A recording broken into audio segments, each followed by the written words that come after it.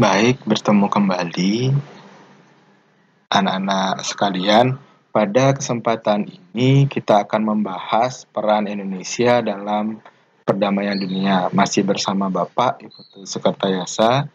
Sudah Bapak sediakan kontak pada slide PowerPoint ini. Anak ketika ada permasalahan bisa diskusi melalui LMS atau bisa menghubungi secara pribadi pada kontak WhatsApp dan telepon yang tertera. Baik, mari kita ikut bersama pemaparan PowerPoint-nya dan semoga bisa menambah pemahaman anak-anak tentang materi peran Indonesia dalam perdamaian dunia pada bagian yang pertama ini.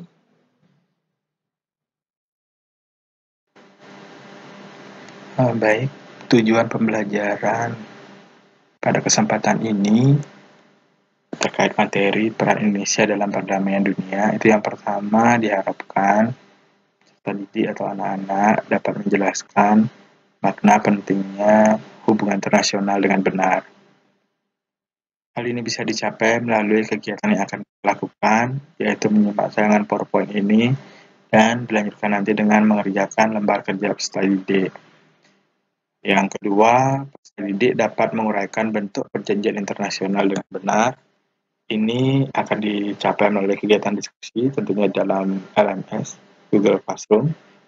Yang ketiga, peserta didik dapat menganalisis pentingnya hubungan internasional bagi bangsa Indonesia sesuai dengan Undang-Undang Dasar 1945 dengan tepat. Juga kegiatan ini kita akan lakukan analisis nanti melalui kegiatan diskusi.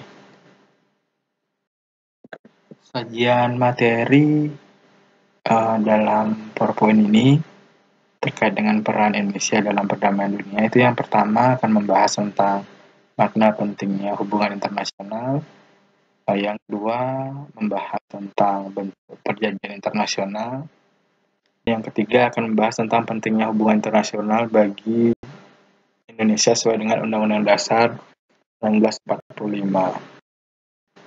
Baik, kita awali dengan makna pentingnya hubungan internasional. Kita mulai dari definisi. Hubungan internasional itu diartikan sebagai hubungan yang bersifat global yang meliputi semua hubungan yang terjadi dengan melampaui batas-batas ketatanegaraan. Nah, di sini ada 3 konsep yang berhubungan dengan hubungan internasional. Itu yang pertama, politik luar negeri, hubungan luar negeri, dan politik internasional yang akan kita bahas pada slide berikut. Baik, kita masuk ke konsep yang pertama yang berkaitan dengan hubungan internasional, yaitu konsep politik luar negeri. Nah, politik luar negeri ini adalah seperangkat cara atau kebijakan yang dilakukan oleh suatu negara untuk mengadakan hubungan dengan negara lain dengan tujuan untuk tercapainya tujuan negara tersebut serta kepentingan nasional negara yang bersangkutan. Baik, berikutnya kita masuk ke konsep yang kedua, yaitu berhubungan dengan konsep hubungan luar negeri. Nah, hubungan luar negeri ini merupakan keseluruhan hubungan yang dijalankan oleh suatu negara dengan semua pihak yang tidak tunduk pada kedaulatannya.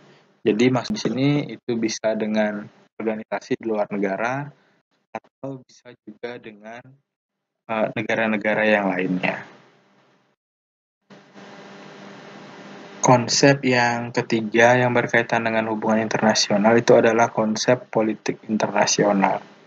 Nah, politik internasional itu merupakan politik antar negara yang mencakup kepentingan dan tindakan beberapa atau semua negara serta proses interaksi antar negara maupun antar negara dengan organisasi internasional.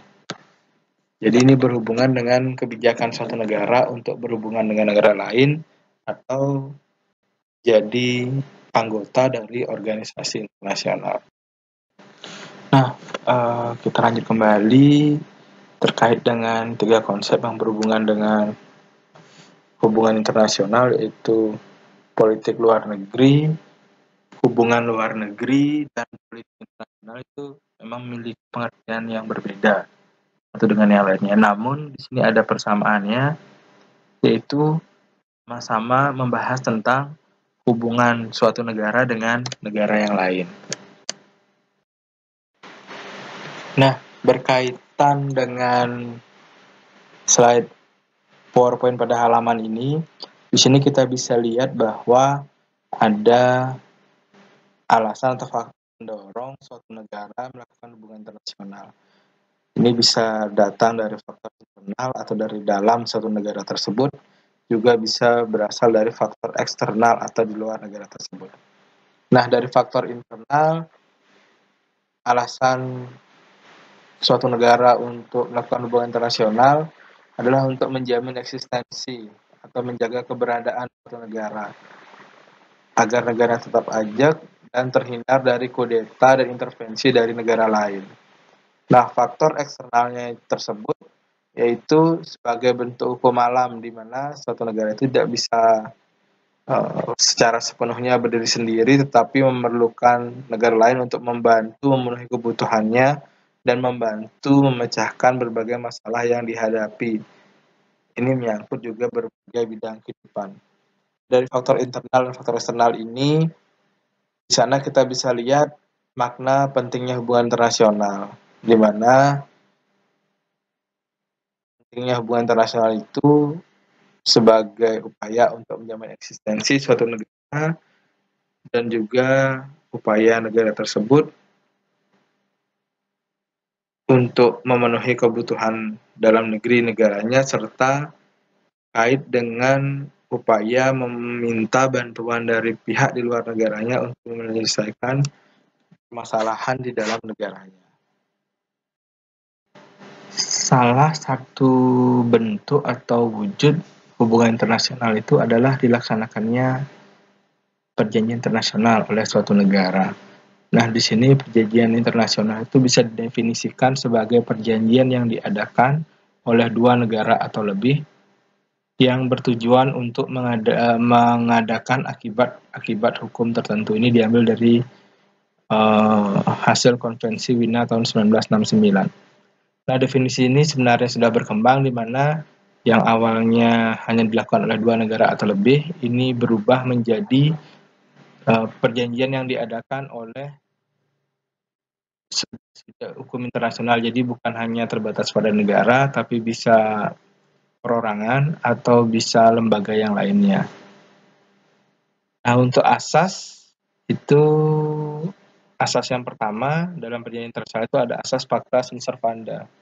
Jadi asas ini merupakan asas yang harus ada, yang bisa dibagi menjadi tiga asas lagi, yaitu ada asas teritorial yang berkaitan dengan berlaku kekuasaan negara atas wilayahnya. Yang kedua ada asas kebangsaan, yaitu kekuasaan negara atas warga negaranya, dan yang ketiga itu asas kepentingan umum. Jadi di sini negara berhak melindungi dan mengatur kepentingan dalam kehidupan warga negaranya, karena ini ada kaitan antara negara dengan warga negara. Setelah asas pacta sunt servanda dalam perjanjian internasional, berikutnya juga ada asas tidak mencampuri urusan dalam negeri negara masing-masing bagi para pihak yang terlibat dalam perjanjian internasional. Berikutnya ada asas saling menghormati, asas timbal balik, dan asas saling menguntungkan. Ini asas-asas yang harus dijalankan dalam perjanjian internasional.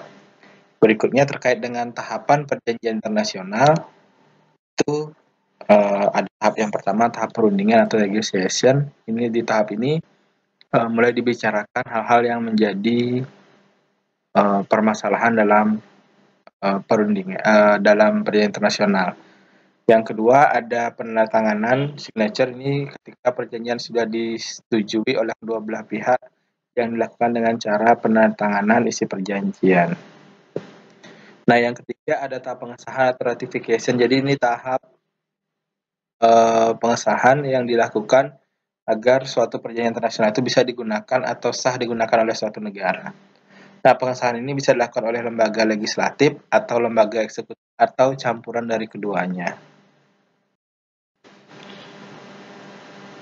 Berikutnya terkait dengan bentuk perjanjian internasional. Nah, di sini ada banyak sekali bentuk perjanjian internasional, mulai dari traktat atau treaty, konvensi atau convention, ada protokol, ada persetujuan atau agreement, ada perikatan atau arrangement, proses verbal, piagam, deklarasi, modus vivendi, baran nota, ketentuan penutup atau final act, ketentuan umum atau general act, charter atau piagam,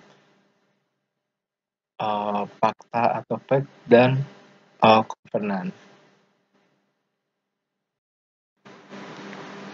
Berikut ini disampaikan bentuk perjanjian internasional yang biasanya sering dibahas atau sering dilakukan oleh negara-negara, baik dalam bentuk kerjasama antar dua negara maupun dalam kerjasama pada organisasi internasional.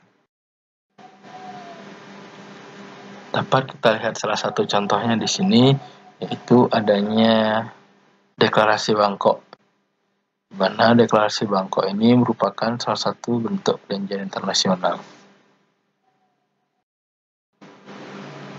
Makna pentingnya hubungan internasional bagi Indonesia kita bisa ambil dari alasan atau faktor pendorong negara kita untuk melakukan hubungan internasional. Yang pertama, pentingnya hubungan internasional bagi Indonesia adalah untuk menjaga eksistensi Negara Kesatuan Republik Indonesia sebagai sebuah negara. Yang kedua, itu untuk membantu memenuhi kebutuhan di dalam negeri Indonesia yang tidak bisa kita penuhi sendiri, sehingga kita harus melakukan hubungan internasional dengan negara lain untuk melengkapi hal yang kurang di dalam negeri kita. Misalkan tentang alih teknologi dan lain-lain. Makna pentingnya hubungan internasional bagi Indonesia yang ketiga adalah untuk membantu pencapaian tujuan negara dalam alinea keempat pembukaan Undang-Undang Dasar 1945. 4 tujuan negara tersebut yang terangkum, yang pertama itu untuk melindungi segenap bangsa dan seluruh tumpah darah Indonesia. Tujuan negara yang kedua, memajukan kesejahteraan umum. Yang ketiga, mencerdaskan kehidupan bangsa. Dan yang keempat, ikut melaksanakan kehidupan dunia berdasarkan kemerdekaan, perdamaian abadi, dan keadilan sosial. Hubungan negara ini dengan hubungan internasional yang kita lakukan juga terkait dengan upaya peran serta kita mencapai perdamaian dunia itu mewujudkan tujuan negara yang keempat, ya, terutama melaksanakan perdamaian dunia sehingga memberikan dampak positif pada kehidupan bernegara di dalam negeri serta memberikan dampak positif juga bagi kondisi dunia yang aman dan damai, sehingga dengan kondisi yang aman dan damai berbagai aktivitas baik ekonomi, politik, sosial budaya, pertahanan, keamanan itu akan bisa berjalan dengan baik dan kerjasama internasional itu bisa dilakukan dengan baik pula. Baik, demikianlah pemaparan materi bagian pertama tentang perdamaian, peran Indonesia dalam perdamaian dunia. Tetap semangat belajar dan ikuti kegiatan pembelajaran berikutnya, terutama dalam LMS dan pengisian LKPD serta diskusi.